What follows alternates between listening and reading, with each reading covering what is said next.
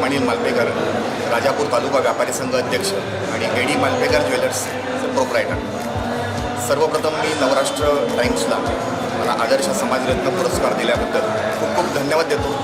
खरं म्हणजे आज माझ्या हा आनंदाचा विषय आहे, कारण हा आज माझ्या आयुष्यातला मिळाला हा पहिला पुरस्कार आहे.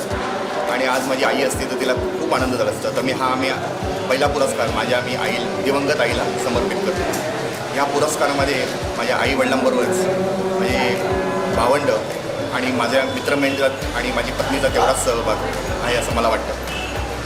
आज व्यवसायाच्या बाबतीत सोडायला गेलं गेले 3 पिढ्यांचा आमचा व्यवसाय आहे.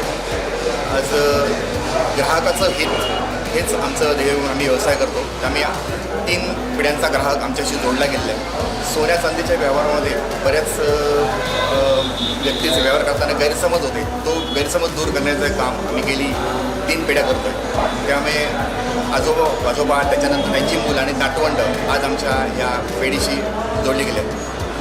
विश्वास तर आहेच आणि सोन्याची शुद्धता पण आम्ही तेवढ्याच आणि जपलेली आहे आणि त्यात नाविन्याची भर आम्ही कायम लोकांना देत असतो. सामाजिक बाबतीत म्हणायचं म्हटलं तर गेली 4 वर्ष मी राजापूर तालुका व्यापारी संघाचा अध्यक्ष म्हणून काम करतो. कोणतंही काम शुद्ध हेतूने केलं तर ते नक्कीच यशस्वी होतं असं मला वाटतं.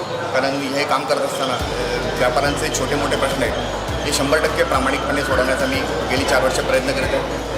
त्याचप्रमाणे राजापूर शहराला मोठी पुराची समस्या दरवर्षी भेडसावते. गेल्या वर्षी आम्ही शासनाच्या आणि नगर परिषदेच्या माध्यमातून काल उपसा अभियान राबवलं होतं. त्याचा फायदा यावर्षी नक्कीच शहराला झाला असं वाटतं आहे. कारण ही पुराची दाहकता ही यावर्षी खूप कमी झाली.